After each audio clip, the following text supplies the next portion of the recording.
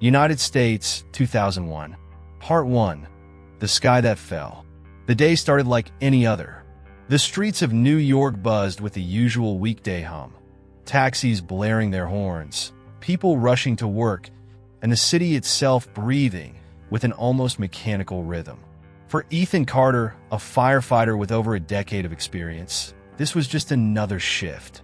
He had kissed his wife Beth goodbye that morning and promised to be home early to take their daughter Emma to her soccer practice. The station house was calm when the first call came in. A plane had crashed into the North Tower of the World Trade Center. Ethan and his team exchanged looks, disbelief flickering in their eyes. A plane? It didn't make sense. But there wasn't time to think. Protocol kicked in, and within minutes, the fire engines were roaring through the crowded streets toward the billowing smoke on the horizon. As they approached, Ethan could see the thick black clouds swallowing the blue sky. The majestic towers that had stood as symbols of power and prosperity now looked like wounded giants, smoke pouring from the gaping wound in the North Tower. Ethan's pulse quickened as he gripped the edge of his seat.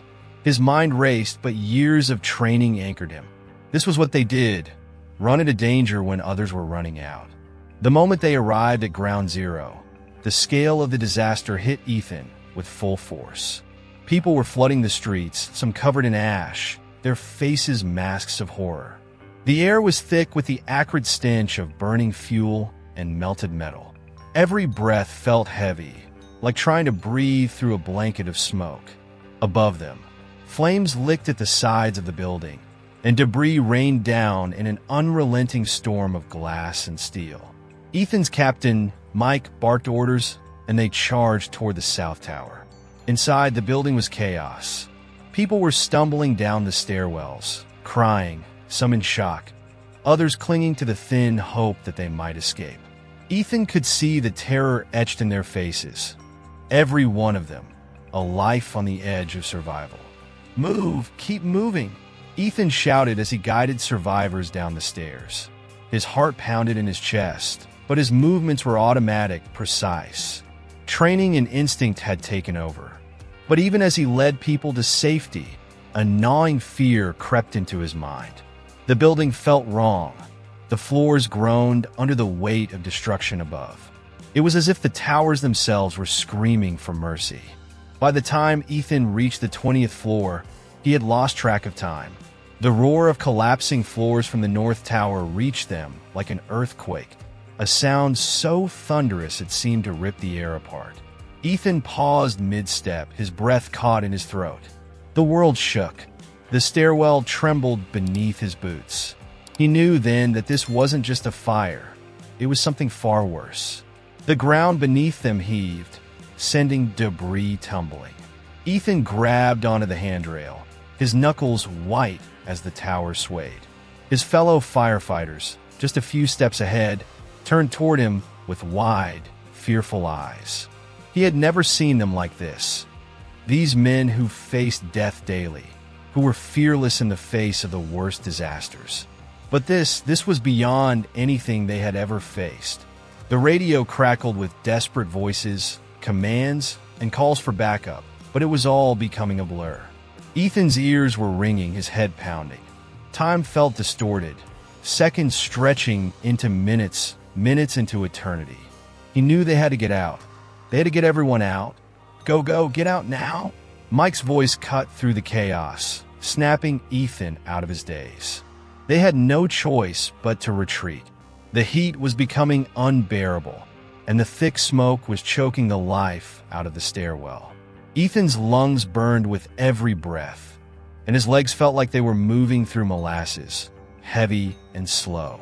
But then he saw her, just a few floors below, an older woman, frail and terrified, unable to move. She had fallen, her leg trapped under a piece of debris. Ethan didn't hesitate. "I've got you," he said, his voice hoarse from the smoke. He pulled the debris away and scooped her into his arms, her frail body trembling as she clung to him. The stairwell was crumbling around them, pieces of the ceiling crashing down. But Ethan kept moving, kept running. With each step, the sound of destruction grew louder. The South Tower was dying, and they were running out of time. Ethan's muscles burned from the weight of the woman in his arms, but he refused to stop. The door to the lobby was just ahead, daylight streaming through in shafts of eerie light. They were almost out. The moment he stepped outside, a blast of hot air and a shower of debris hit him like a freight train. The ground beneath his feet trembled again as the South Tower groaned, a deep, agonizing sound of metal giving way. Ethan shielded the woman as best as he could, his body between her and the falling debris. Then, without warning, it happened. The tower gave a final, deafening roar and collapsed in on itself. The world turned into a swirling cloud of ash, metal, and chaos. Ethan was thrown to the ground, his body slamming into the hard concrete as the force of the collapse knocked him unconscious. When he opened his eyes, everything was dust. Silence, thick and oppressive, enveloped him. For a moment, he wasn't sure if he was alive. The world was unrecognizable, a wasteland of broken steel and shattered lives. The sun, once bright and warm, was blotted out by the thick cloud of ash that hung over the city like a funeral shroud. Ethan lay there, motionless, his body bruised and battered, but alive. He slowly pushed himself up, coughing, his throat raw from the dust. Around him, the remains of the towers loomed like the skeletons of fallen giants. He looked down at his hands, covered in soot and blood. The woman he had saved was nowhere to be seen. He had no idea if she had survived. For the first time in his life, Ethan felt utterly powerless. His faith, which had been a source of strength for him through every fire, every disaster, now felt hollow.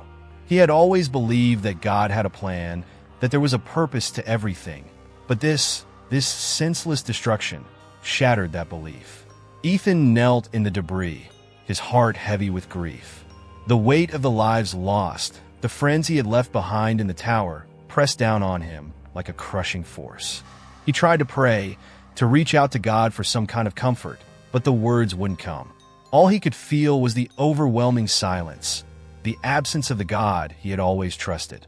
And so, Ethan sat there, amidst the ruins of his city, a man broken not just in body, but in spirit. The world he had known was gone, and in its place was only darkness. Part 2. The Weight of Shadows. The weeks following the collapse of the towers felt like a slow-motion descent into a pit Ethan couldn't climb out of. His apartment in Brooklyn, once a sanctuary of warmth and family, had become a fortress of solitude. The walls seemed to press in on him, the once familiar space now foreign and suffocating. Ethan spent most of his days sitting at the kitchen table, staring at nothing, his mind trapped in a loop of memories and loss. The city was slowly waking up again. Stores reopened, children played in the parks, and the steady hum of life began to return to the streets. But for Ethan, everything was different. The noise of the city, the laughter, the honking horns, none of it reached him. It was as though he were sealed off from the world, watching it move forward while he remained frozen in that terrible moment when the towers fell. His wife, Beth, tried to be patient. She was a rock, the kind of woman who could keep the household running even in the midst of chaos. She had known the risks of being married to a firefighter, but nothing had prepared her for the emotional wreckage that followed 9/11. Beth had her own grief to deal with. She had lost friends too, but she masked it well, for the sake of Ethan and their 8-year-old daughter, Emma. "Ethan, you need to talk to someone," Beth urged one evening, her voice quiet but firm. She stood in the doorway, watching him sit at the kitchen table, a half-empty bottle of whiskey in front of him. He didn't look up. "Talking won't change anything," Ethan muttered, his voice hoarse from days of barely speaking. He hadn't been able to bring himself to visit the firehouse since the memorials. The weight of seeing the empty lockers, the photographs of the fallen, was too much to bear. "It might help," Beth insisted, stepping closer. She reached out to touch his shoulder, but he shrugged her off. "Help? Nothing's going to help. They're gone, Beth. Mike, Joe, Ryan, they're all gone, and I couldn't save them." His voice cracked, the words spilling out like poison he had been holding back. Beth knelt beside him, her eyes searching his face for any sign of the man she married. She missed him, The real Ethan. The one who laughed, who played with their daughter, who loved her with all his heart. This man, this hollow version of him, was a stranger. "I know you feel guilty," Beth whispered, "but you did everything you could. You saved lives, Ethan. You're still here. We still need you." Ethan clenched his fists, staring down at the table. He had heard those words before. At the memorials, at the funerals, everyone kept telling him how brave he was, how many lives he had saved. But what about the ones he hadn't? What about the men who had rushed into the towers with him and never came back?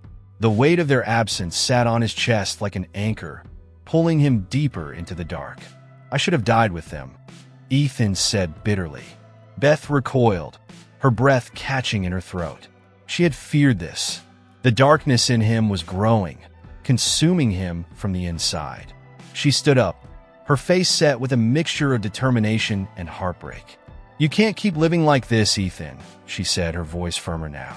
"I love you, but I can't watch you destroy yourself. Emma needs you. I need you. But if you don't want to help yourself, I can't make you." She turned and walked out of the kitchen, leaving Ethan alone in the dim light. He listened to her footsteps retreat down the hall, the soft sound of Emma's bedroom door closing. Guilt gnawed at him, but it was dulled by the overwhelming numbness that had taken root inside him. The days bled into each other. Ethan slept little, his nights haunted by nightmares. He would jolt awake, heart racing, the images of collapsing buildings and the faces of his fallen comrades flashing before him. When he wasn't dreaming, he was lying awake, staring at the ceiling, unable to escape the endless replay of that day in his mind. He stopped answering phone calls. His fellow firefighters had reached out. Men who had survived, men who understood the weight of what they had witnessed. But Ethan couldn't face them.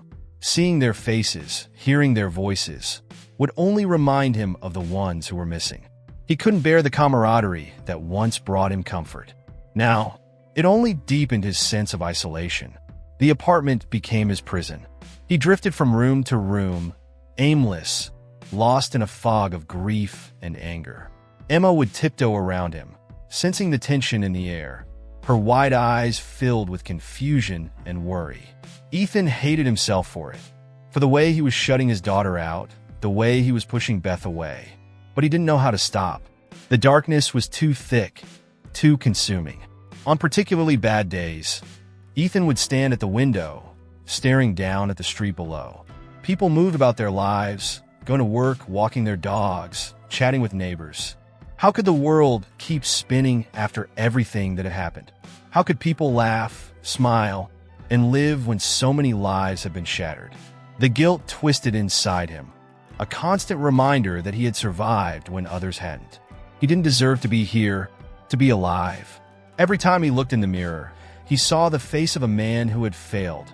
Failed his brothers, failed his family, failed himself. One evening, when the weight of it all became too much, Ethan found himself standing in front of the old Bible that had sat on their bookshelf for years. It had been a wedding gift, something that had once brought him comfort. His faith had always been strong, unshakable, or so he thought. But now, as he stared at the worn cover, he felt nothing but emptiness. With trembling hands, he opened the Bible, flipping through the pages without reading a single word. What good were these words now? Where was God when the towers fell? Where was he when the men Ethan loved were buried under tons of concrete and steel? He slammed the Bible shut, the sound echoing through the silent apartment. "Where are you, God?" he whispered, his voice breaking. "Why did you let this happen?" But the silence was deafening. There was no answer. There hadn't been for weeks. Ethan's anger bubbled up, white-hot and fierce. He grabbed the Bible and hurled it across the room. It hit the wall with a dull thud. Falling to the floor, pages crumpled. He stood there, breathing hard, his fists clenched, staring at the mess he had made. But the anger didn't make him feel any better. It didn't bring him peace. It only deepened the chasm inside him. He sank to the floor, his head in his hands. For the first time in his life, Ethan Carter, brave firefighter, loving husband, devoted father, felt completely and utterly lost. Part 3. A glimmer in the darkness. The cold autumn air bit at Ethan's skin as he reluctantly approached the community center. It had taken weeks for Beth to convince him to attend the support group, and even then, he was only there to stop the nagging. He resented the idea of sitting in a circle, spilling his pain to strangers. What did they know about what he had seen, what he had lost? The fluorescent lights inside the building flickered slightly, casting a dull, lifeless glow over the small group gathered in the meeting room. The chairs were arranged in a circle, their metallic frames reflecting the harsh light. Ethan paused at the door, scanning the faces of the people seated. They looked like him, worn, weary, carrying invisible scars that cut deeper than any physical wound. But it didn't comfort him. If anything, it made the suffocating weight on his chest feel heavier. Beth nudged him gently. "Just try, Ethan. That's all I'm asking." With a sigh, he nodded and took a seat, his back stiff, arms crossed over his chest like a shield. He wasn't here to share. He was just here. The room was filled with first responders, survivors, and a few others who had lost family members in the attack. A man named Carl, a firefighter Ethan vaguely recognized from another station, led the group. His voice was calm, steady, the kind of voice that seemed like it had guided people through fire and chaos many times before. Carl's eyes were tired but kind, and as he began to speak, the room grew quiet. "We're here because we all share something no one else can fully understand," Carl began, his voice carrying the weight of shared grief. "We've been through hell, and for some of us, we're still walking through it." Ethan shifted in his seat, avoiding eye contact. The words felt distant, as though they were meant for someone else. His thoughts drifted back to Ground Zero, to the crumbling towers and the faces of his fallen comrades. He could feel the memories pressing in on him, the smoke, the fire, the desperate screams for help. Around the circle, people began to share their stories. Some spoke quietly, others through tears. A police officer recounted the last time she had seen her partner before the collapse, her voice trembling with the weight of unspoken guilt. A young widow talked about how she could still smell her husband's cologne on his favorite jacket, now folded neatly in their closet, untouched since that day. Ethan kept his gaze fixed on the floor, tuning them out. He didn't want to hear about their pain. It was too close, too real. It mirrored his own, and he wasn't ready to face it. Then Rachel spoke. She was seated across from him, a woman in her late 30s with dark hair, pulled back into a simple ponytail. She had been quiet most of the meeting, listening intently, but not saying much. When she finally began to speak, her voice was soft, almost hesitant, but it carried a strength that caught Ethan off guard. "I lost my husband in the North Tower," Rachel began, her hands clasped tightly in her lap. "We were high school sweethearts, married for 15 years. He was my rock. When he didn't come home that day, I thought my world had ended. I couldn't understand how God could let something like this happen. I felt abandoned, like he had turned his back on all of us." Ethan's jaw clenched. That familiar bitterness bubbled up again. How could she still talk about God after everything? What kind of God allows so much suffering? He wanted to walk out, but something in Rachel's voice held him in place. "I was angry," she continued, her gaze distant as though she were seeing something beyond the room. "For weeks, I refused to pray. I couldn't. But one night, in the middle of my despair, I had a vision." Her voice wavered slightly, and she paused, gathering her thoughts. Ethan shifted uncomfortably in his chair. He didn't believe in visions, at least not anymore. Whatever she was about to say, he was sure it wouldn't change the gnawing emptiness inside him. Rachel looked up, her eyes locking with his. "I saw an angel," she said softly. He didn't say much, just one thing. "You're still here because you have a purpose." And then he was gone. The room was silent. Ethan's heart pounded in his chest, a slow, heavy thud that seemed to echo the words in his mind. Purpose. The word felt foreign, out of reach. He had spent every day since the attack feeling purposeless, drifting in a void of grief and guilt. But Rachel's words lingered. She took a deep breath before continuing. "I don't know what that purpose is yet, but I believe it. There's still something left for me to do. For all of us to do." Ethan stared at her, his mind wrestling with her words. Part of him wanted to dismiss it as wishful thinking, a desperate attempt to find meaning in the meaningless. But another part, the part he had buried deep beneath his anger, wanted to believe her, wanted to believe that there was still something left for him in this broken world. The rest of the meeting passed in a blur. People shared their stories, their hopes, their fears, but Ethan barely heard them. Rachel's words kept circling in his mind. When the meeting finally ended, he found himself lingering, watching as the others slowly left the room. Beth had gone to the restroom, leaving him alone for a moment. He hadn't planned on speaking to anyone, least of all Rachel, but before he could stop himself, he walked over to her. "You really believe that?" His voice was rough, more accusatory than he intended. Rachel looked up at him, her expression calm, almost serene. "I do," she said simply. "I don't have all the answers, but I believe that we're still here for a reason, even if we don't understand it yet." Ethan wanted to argue, to tell her she was naive, that there was no reason for any of it. But he couldn't. Instead, he found himself asking, "Why you? Why did the angel come to you?" Rachel smiled a small, sad smile. "I don't know. Maybe I needed to hear it the most. Maybe you did too." Her words hit him like a punch to the gut. He had spent so long convincing himself that there was no purpose left for him, that God had abandoned him. But now, standing here, face to face with someone who had lost just as much, maybe more, he felt a crack in the walls he had built around his heart. He didn't know what to say, so he said nothing. Instead, he nodded and turned to leave. As he walked out of the community center, the cold air hit him again, but this time, it didn't feel as biting. There was something different in the air, a faint glimmer of something he hadn't felt in a long time. Hope. Part 4. The Cross Beneath the Ashes. Winter had descended over New York, casting the city in a cold, gray light that seemed to mirror the mood of its inhabitants. The once vibrant streets were now quieter, more subdued, as the lingering weight of loss hung in the air. For Ethan, every breath felt like an effort against the crushing silence that followed him wherever he went. But there was something different in him now. He wasn't better. He knew that. But something had shifted since the night he'd spoken with Rachel.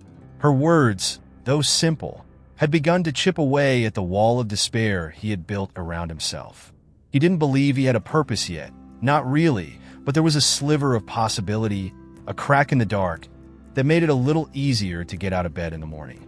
And that was how he found himself back at ground zero, months after he had last stood there, his heart heavy with grief. He had returned to volunteer with the recovery efforts, despite every part of him wanting to stay far away from the place that had taken so much from him. It was Beth who had gently suggested it. "Maybe it will help you heal," she had said softly, her hand resting on his arm. Ethan had hesitated, the idea filling him with dread, but deep down, he knew she was right. He couldn't keep hiding from what had happened. The site was unrecognizable from the chaos of those first few days. The massive cleanup had begun, but the ground was still scarred, the towers reduced to twisted metal and mountains of debris.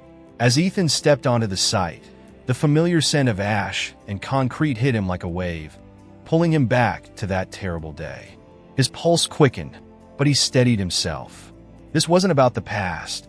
It was about what came next. He joined the other volunteers, men and women who had suffered losses of their own, each of them carrying their private burdens. Together, they worked in silence, shoveling debris, sorting through the rubble, searching for anything that might offer closure to the families still waiting for news of their loved ones. For hours, Ethan labored, his body falling into a familiar rhythm. The physical effort was a welcome distraction from the swirling thoughts in his mind.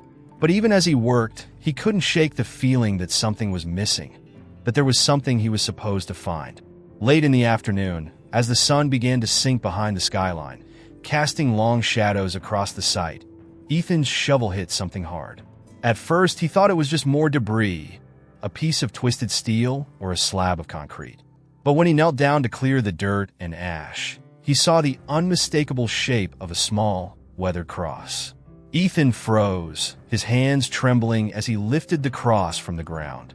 It was simple, made of two thin pieces of metal welded together, its surface tarnished and scratched, but to Ethan, it felt like it held the weight of the world. For a long moment, he just stared at it, the air around him growing still.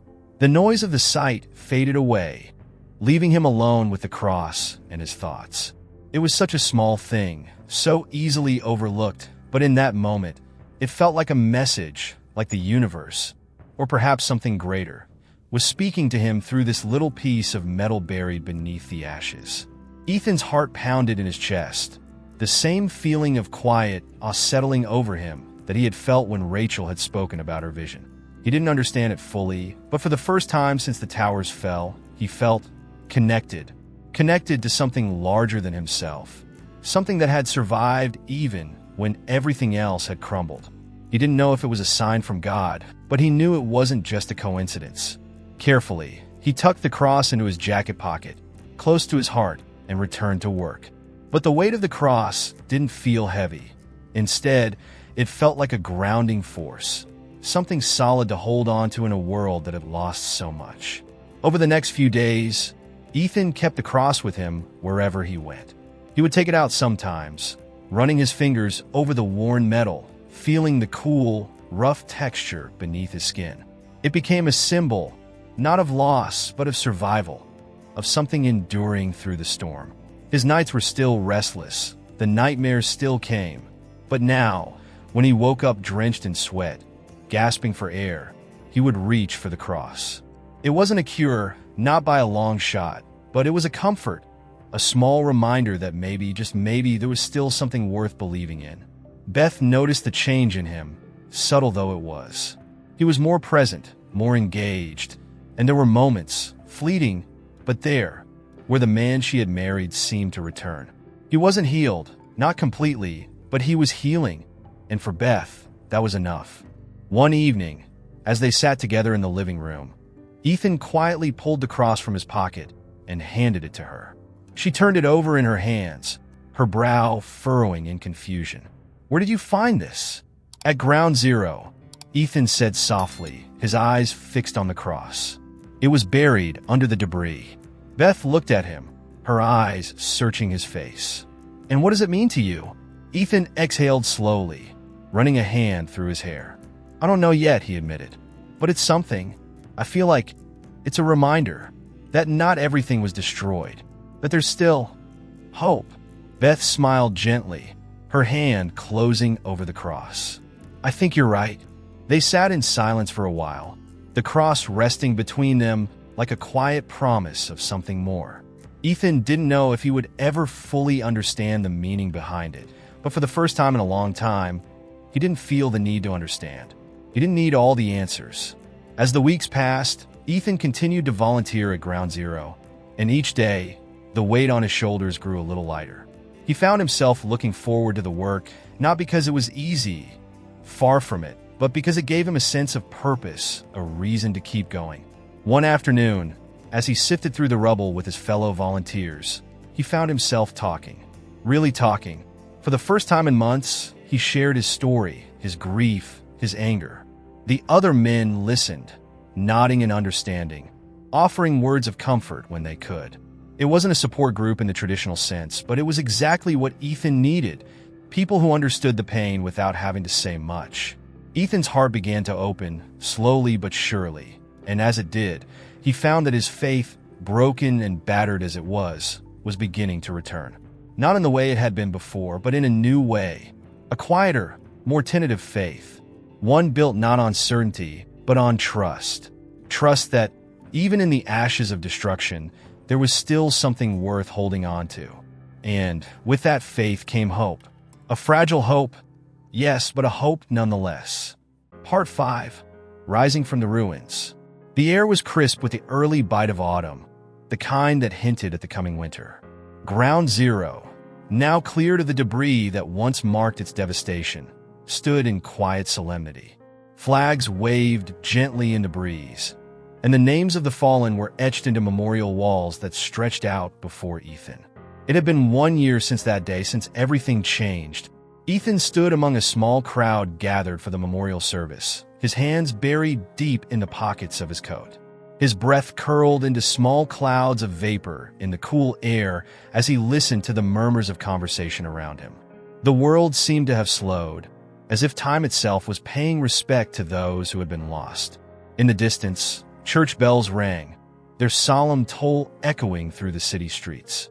His hand brushed the cross in his pocket, the one he had found buried beneath the ashes months ago. It had become a constant companion, something tangible he could hold on to when the grief threatened to overwhelm him. In the months since he had returned to Ground Zero to help with the recovery efforts, that small piece of metal had become more than just a reminder of the past.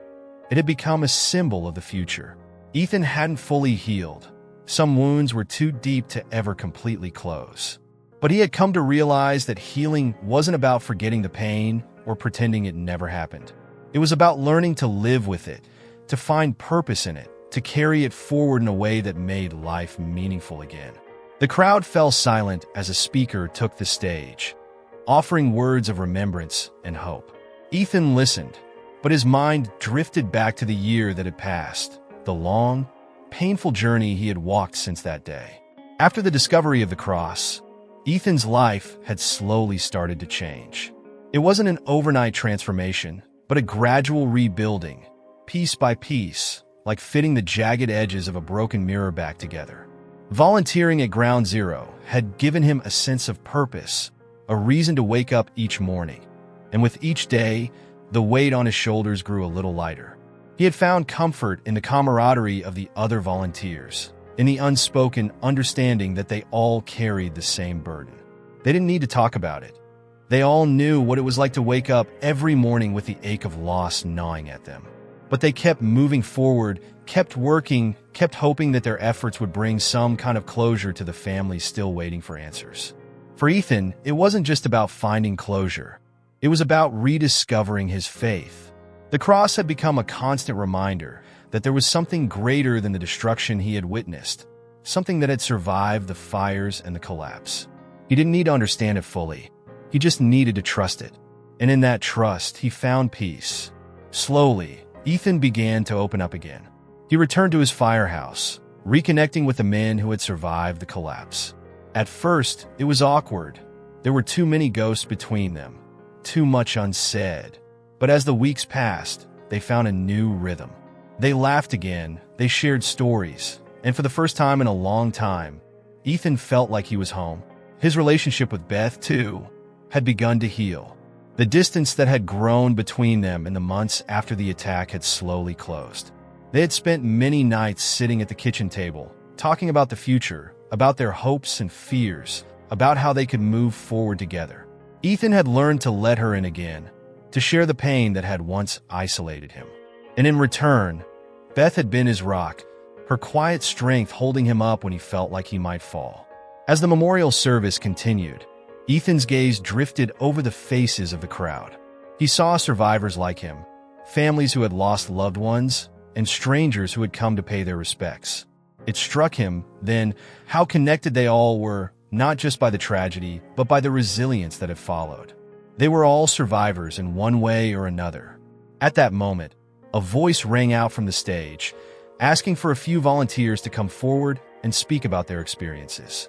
Ethan shifted uneasily. He wasn't one to speak in public, especially not about something so personal.